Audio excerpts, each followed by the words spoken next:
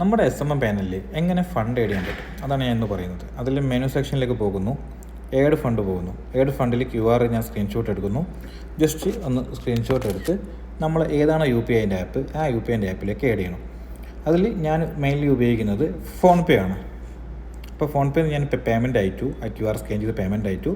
UTR ഞാൻ എന്ത് ചെയ്തു, കോപ്പി ചെയ്തതിന് ശേഷം ഞാൻ ഇവിടെ വന്നു. UTR ഞാനിവിടെ ടൈപ്പ് ചെയ്ത് കൊടുത്തു. അതിൽ 1 ടൈപ്പ് ചെയ്ത് കൊടുത്തിട്ട് വെരിഫൈ കൊടുത്ത സമയത്ത് ആ ₹1 എന്ത് ചെയ്തിട്ടുണ്ട്, ഇവിടെ എനിക്ക് ആഡ് ആയിട്ടുണ്ട്. എന്നതിന് ശേഷം നമ്മൾ ന്യൂ ഓർഡറിലേക്ക് വരുന്നു. ഇതിൽ കാറ്റഗറീസ് ഉണ്ട്. ഇൻസ്റ്റാഗ്രാം, യൂട്യൂബാണ് യൂട്യൂബ്. ഇവിടെ ഓട്ടോമാറ്റിക്കലി സെറ്റായിട്ട് കാറ്റഗറി വരും. ഫേസ്ബുക്ക്, ഇതല്ലാത്ത സർവീസുകൾ നമുക്ക് വേണമെങ്കിൽ ഇവിടെ നിന്ന് എന്ത് ചെയ്യാം, എടുത്തിട്ട് നമുക്ക് ചെയ്യാൻ പറ്റും. എൻ്റെ കാറ്റഗറിയിൽ നോക്കിക്കഴിഞ്ഞാൽ ഓൾ എടുത്തു കഴിഞ്ഞാൽ എല്ലാ സർവീസും നിങ്ങൾക്ക് കാണാൻ പറ്റും. ആ സർവീസിൻ്റെ സെലക്ട് ചെയ്യുക, അതിൻ്റെ കാറ്റഗറി സെലക്ട് ചെയ്യുക, സർവീസ് സെലക്ട് ചെയ്യുക, ലിങ്ക് കൊടുക്കുക, കൗണ്ട് കൊടുക്കുക, എമൗണ്ട് കാണിക്കും. ആ ബാലൻസിൻ്റെ നിങ്ങൾക്ക് സബ്മിറ്റ് ചെയ്യാൻ പറ്റും. ഇത്രയും ഡീറ്റെയിൽസാണ് ഇവിടെ വരുന്നത്. അപ്പോൾ നിങ്ങൾ നോക്കിയിട്ട് എല്ലാം നോക്കിയിട്ട് എന്തെങ്കിലും സംശയം ഉണ്ടെങ്കിൽ നിങ്ങൾക്ക് എന്ത് ചെയ്യാം, നമ്മുടെ വാട്സപ്പിലോട്ട് വരാം. കൃത്യമായിട്ട് അതിൻ്റെ ആൻസേഴ്സ് നമ്മൾ പ്രൊവൈഡ് ചെയ്യുന്നതായിരിക്കും.